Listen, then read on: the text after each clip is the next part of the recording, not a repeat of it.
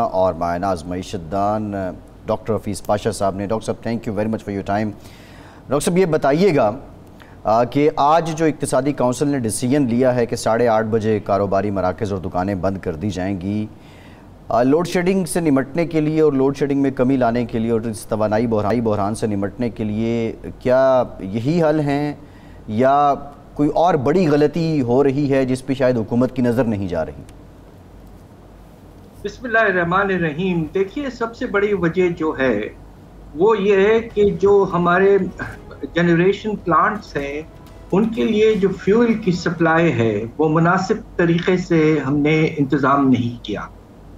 جب ایسا وقت تھا کہ جب قیمتیں کم تھی LNG وغیرہ کی اور فرنس آئل وغیرہ کی، تو اس وقت ہمیں مناسب مقدار میں منگوا لینا چاہیے تھا، مگر پتہ نہیں کیوں ایسا نہیں ہوا۔ میں پچھلی حکومت کی بات کر رہا ہوں۔ اب کوشش کی جا رہی ہے مگر اس وقت امپورٹ کی پرائسز اتنی بڑھ چکی ہیں کہ ڈالر کی کمی ہے، تو یہ بڑا مسئلہ تو یہ ہے۔ البتہ یقیناً ہمیں کوشش پوری کرنی چاہیے کہ کنزرویشن کریں، اس لیے کہ اب کافی عرصے کے لیے یہ قیمتیں کافی بلند رہیں گی اور ملک کے معاشی حالات ایسے ہیں کہ ہمارا جو ریزروز کا لیول ہے وہ بہت کم ہے، ہمارے پاس اتنی گنجائش نہیں ہے کہ ہم واضح طور پر فیول سپلائز کو بڑھا سکیں۔ ڈاکٹر صاحب اگر ہم انرجی کا ایشو تو سالو کر لیں لیکن کاروباری مراکز جلدی بند کریں گے، چھٹی جو ہے ایک دن کی اور کر لیں گے، اس سے جو کاروباری سرگرمیوں پر اثرات ہوں گے اس کا معیشت کو نقصان نہیں ہوگا؟ جی بالکل ہوگا، اور بات یہ ہے ہمارے جو پروڈکشن کے جو یونٹس ہیں، اب آپ یہ سوچئے کہ اس وقت اگر ہم نے گیس کی قیمت 45% بڑھائی ہے اور بجلی کی قیمت انڈسٹری کے لیے کم از کم میرے خیال سے 45% تک بھی بڑھے گی، تو پروڈکشن پہ تو اثر پڑنا ہے۔ انپٹ کاسٹ جب بڑھیں گے تو زیادہ امپیکٹ تو ہمارے صنعتی پیداوار پہ ہوگا۔ یقیناً جو ہمارا ٹریڈ سیکٹر ہے، ریٹیل ٹریڈ سیکٹر، وہ بھی متاثر ہوگا۔ ایک وقت ایسا تھا، میں آپ کو بتاؤں، جب لوڈ شیڈنگ پیک پہ تھی تو پاکستان کو آج کے GDP کے لحاظ سے سالانہ آپ کو حیرت ہوگی تقریباً 1500 ارب کا نقصان ہوتا تھا، اتنا بڑا نقصان۔ جی اچھا ڈاکٹر صاحب، ایک معاملہ اور بھی ہے کہ پیٹرول کی قیمتیں بڑھ گئیں، پیٹرولیم مصنوعات کی قیمتیں بڑھ گئیں، لیکن ڈالر جو ہم توقع کر رہے تھے اس کی قدر میں کچھ گراوٹ ہوگی، روپے کی قدر بڑھے گی، کوئی خاطر خواہ گراوٹ ہم نہیں دیکھ پائے ہیں، اس کی وجہ کیا ہے؟ میرا خیال یہ کہ مارکیٹ اس چیز کا انتظار کر رہا ہے کہ IMF کے ساتھ اگر بات چیت مکمل ہو جاتی ہے اگلے 1-2 دن میں، اس لیے کہ اس کے بغیر بجٹ پیش کرنا تو میں سمجھتا ہوں نامناسب ہوگا۔ اچھا، یقیناً اس وقت جب ہم یہ پروگرام کر رہے ہیں، بات چیت چل رہی ہے، تو اس کے بعد پھر واضح طور پر آپ دیکھیں گے روپے کی قدر میں اضافہ انشاءاللہ۔ بجٹ سے پہلے IMF پروگرام ہو جائے گا، یہ ریویو منظور ہو جائے گا ہمارا، آپ یہ کہہ رہے ہیں؟ بجٹ کے جو ہدف ہیں وہ منظور ہونا بہت ضروری ہے، اگر ایسا نہیں ہوا تو سلسلہ پھر سے بہت ڈیلے ہو جائے گا۔ تو میرا خیال یہ ہے کہ کوشش یہ کی جا رہی ہے کہ بجٹ پیش کرنے سے پہلے جو ہم ٹارگیٹس وغیرہ ہیں ان پہ اگریمنٹ ہو جائے۔ اگر ایسا ہوتا ہے اور IMF ایک پازیٹیو سٹیٹمنٹ دیتا ہے تو اس کے نتیجے میں یقیناً میں سمجھتا ہوں کہ روپے کی قدر میں 8 سے 10 روپے کا اضافہ ہو سکتا ہے۔ اچھا ڈاکٹر صاحب، اگر IMF کے جو موجودہ ریویو ہے اور ان کی جو شرائط تھیں وہ آپ سمجھتے ہیں کہ یہ 8 روپے بجلی بڑھانے سے اور 60 روپے پیٹرول کی قیمت بڑھانے سے وہ اہداف پورے ہو گئے یا ابھی مزید اس طرف جائیں گے؟ اور اگر مزید اس طرف جائیں گے، مزید پیٹرول کا، کل وہ اشارہ بھی کیا مفتاح اسماعیل صاحب نے بڑے غیر سنجیدہ انداز میں، اگر مزید پیٹرول کی قیمتیں بڑھاتے ہیں، بجلی کی بڑھاتے ہیں، تو اس سے جو مہنگائی کا طوفان آئے گا، عوام کے اندر ایک انریسٹ پیدا ہوگی، سیاسی استحکام کو نقصان پہنچائے گا، تو کیا وہ معیشت کے لیے مفید ہوگا؟ دیکھیے آپ نے جو بات کی ہے بہت اہم بات کی ہے، اور یہ پریشانی کی بہت بڑی وجہ یقیناً ہے۔ اب دیکھیے تیل کی قیمتیں جو ہیں باہر بھی $120 तक पहुंच गया है फी बैरल क्रूड ऑयल की कीमत। अभी तक जो दो इन्होंने मूव्स लिए हैं 30 रुपए के, ये पूरा नहीं किया है। सब्सिडी अभी तक जारी है 15 से 20 रुपए, और शायद उनकी एग्रीमेंट IMF से ये हुई है। हो सकता मैं गलत हूँ, मगर मैंने जो आदाद शुमार देखे हैं उससे मुझे कोई अंदाजा ये हो रहा है कि वो एग्रीमेंट इस बात पे भी हो गई है कि सेल्स टैक्स वापस आ जाएगा फौरन।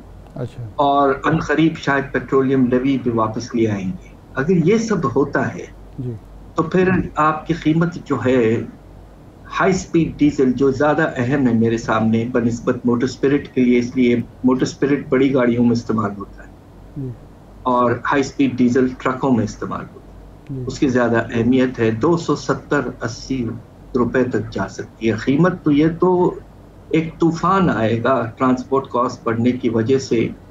और इस वक्त हमारा अंदाजा ये है कि अगर सेल्स टैक्स भी वापस लाते हैं और खुदा न खास्ता पेट्रोलियम लेवी भी ले आते हैं प्रेशर में, तो आपका जो अफरात ज़र की रफ्तार है वो कोई 26 से 27% तक जा सकती है। अच्छा, डबल हो सकती है। 13%, 13.8% है, इससे 2 गुना हो सकती है। अच्छा डॉक्टर साहब, एक ब्रेक के बाद ज़रा यही बात करेंगे कि 13.8% अगर अफरात ज़र है और 13.75% महंगाई शरह सूद है और फिर तवानाई बहरान भी है, तो ऐसे में रोज़गार कैसे फराहम होगा? ब्रेक के बाद बात करते हैं।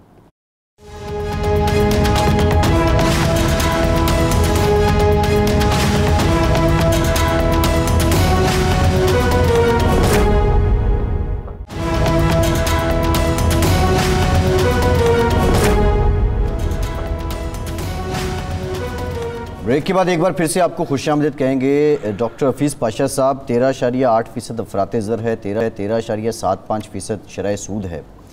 इसमें भी सरमायादार कहता है कि हम रोज़गार नहीं फराहम कर पा रहे हैं। अगर जो आप बता रहे हैं अफरात ज़र की शरह उस जगह पहुँचती है, तो सूद हमारा कहाँ पर रहेगा और फिर ये बिज़नेस एक्टिविटी कैसे चलेगी और क्या बेरोज़गारी बढ़ेगी या कम होगी? मुझे अफसोस से कहना पड़ता है कि मुल्क के हालात इतने ख़राब हो चुके थे, हम कुछ हद तक दिवालिये की तरफ जा चुके। अच्छा। इन हालात में माशी हालात को संभालने के लिए मजबूरन हमें बहुत सख्त इक़दाम लेने पड़ रहे हैं और आगे चलकर और लेने पड़ेंगे। अच्छा। अगर ऐसा नहीं होता है तो खुदा न खास्ता हालात ख़राब और हो सकते हैं। अब आप ये सोचिए कि अगले साल हमें जो बाहर से पैसों की ज़रूरत है, वो हमारे फाइनेंस मिनिस्टर साहब ने कहा है कि $37 अरब। आपके पास इस वक्त रिजर्व्स मुश्किल से $10 अरब भी नहीं है। ये मुल्क इस वक्त एक क्राइसिस में है और हमें नॉर्मल सोचना ज़रा बिजनेस एज यूजुअल मुश्किल है।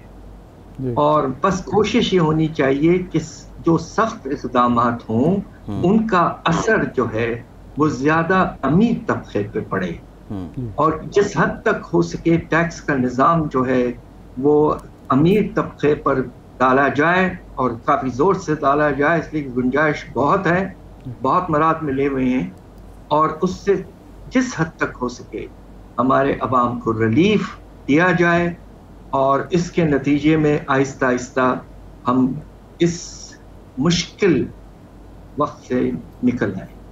डॉक्टर साहब, एक तो वो सवाल रह गया कि क्या शरह सूद भी बढ़ानी पड़ेगी अगर अफरात ज़र इतनी बढ़ती है, वो भी बढ़ानी पड़ेगी या वो यहीं रहेगी या पीछे उसको वापस लाया जाएगा?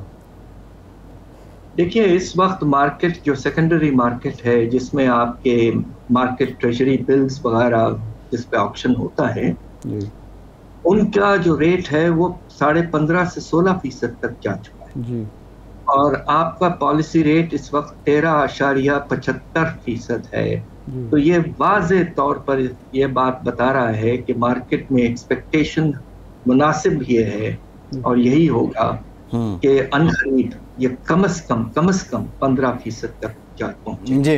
अच्छा डॉक्टर साहब, ये जो हमारे फॉरेन रिजर्व गिरे हैं, फॉरेन एक्सचेंज रिजर्व्स, آپ کیا سمجھتے ہیں جو ایف اے ٹی ایف کی کمپلائنس میں ہم نے اپنی پالیسی بدلی، جو باہر سے ہمیں پیسے آنے تھے ایک عام آدمی بھی بھیج رہا تھا، اس پہ زیادہ پوچھ گچھ شروع کی، تو وہ بھی ایک فیکٹر ہیں، اس وجہ سے بھی ریزروز میں کمی ہے؟ دیکھیے یس کچھ حد تک یہ بھی ہے، مگر سب سے بڑی وجہ یہ ہے کہ اس سال جو حیرت انگیز اضافہ ہوا ہے باہر کی قیمتوں میں، اور خاص طور پہ رشیا یوکرین کی جنگ کے بعد تو آسمان تک پہنچ گئی قیمتیں۔ اب آپ ایل این جی کا اگزامپل دیکھ لیجئے کہ یہ 4 گنا قیمت ہو گئی۔ آپ پیٹرول کی قیمت دیکھ لیجئے، تقریباً 50 سے 60% بڑھ گئی ہے۔ ہر چیز کی قیمت اس حد تک بڑی ہے کہ ہمارا جو درآمدات کا بل ہے وہ 50% بڑا ہے۔ کسی بھی ملک کو اس طرح کا بوجھ پڑے تو وہ مشکل حالات میں چلے جاتا ہے۔ اور یہ ڈاکٹر صاحب یہ فرمائیں کہ یہ اب وزارت خزانہ مفتاح اسماعیل صاحب چلا رہے ہیں یا اسحاق ڈار صاحب اب بھی چلا رہے ہیں، یا دو ملاؤں میں مرغی حرام ہے؟ میرا خیال یہ ہے کہ اب اگرچہ بات چیت تو یقیناً ہوتی رہی ہوگی آپس میں اسلام آباد میں اور لندن میں، مگر کم از کم ایک بات جو مناسب ہے کہ ہمارا جو مقررہ فائنانس منسٹر ہیں آج کے، وہ میڈیا میں آتے ہیں، اور اسحاق ڈار صاحب ایک بڑے سینئر پرانے فائنانس منسٹر ہیں، وہ ضرور ایڈوائس دیں پارٹی کے تحت، مگر ٹیلی ویژن پہ آ کر کوئی ایسی بات نہ کریں جو حکومت کی پالیسی سے مختلف ہو۔ اس سے لوگوں کو پریشانی ہوتی ہے، انسرٹنٹی بڑھتی ہے، تو کوآرڈینیشن ہونی چاہیے۔ اور میڈیا میں ہمارا آفیشیل جو فائنانس منسٹر ہیں وہ آ کے تقریر کریں۔ یہ بڑی امپورٹنٹ بات کی۔ آخری سوال یہ فرمائیں کہ روس سے پٹرول کی خریداری کی جو آپشن ہے اب بھی موجود ہے، اور موجودہ حکومت اس طرف کیوں نہیں جا رہی؟ جب 30% یا 30% یا 40% کم قیمت پہ مل سکتا ہے تو کیوں ہم گھبرا رہے ہیں؟ گھبرا اس لیے رہے ہیں کہ اس وقت آپ تو امریکہ کو میں واضح طور پر کہہ دیتا ہوں اپنے ساتھ رکھنا ضروری ہے، اس لیے کہ آئی ایم ایف کا پروگرام، اگر امریکہ جو بورڈ کا سب سے بڑا ممبر ہے وہ یس نہیں کہتا ہے تو I M F programme Pakistan کے لیے بڑا مشکل ہو جائے۔ جی ٹھیک ہے، یہ زیادہ اہم ہے بنسبت پیٹرول یا تیل کو 30% کم قیمت پہ لینے کے، اس لیے کہ آئی ایم ایف کی چھتری اس وقت پاکستان کے لیے بے پناہ اہمیت ہے اس کی، اور ہم چاہتے ہیں کہ عنقریب یہ ہو جائے، روپے کے قدر میں اضافہ ہو اور آہستہ آہستہ۔ جی ٹھیک ہے، ٹھیک ہے، ٹھیک ہے۔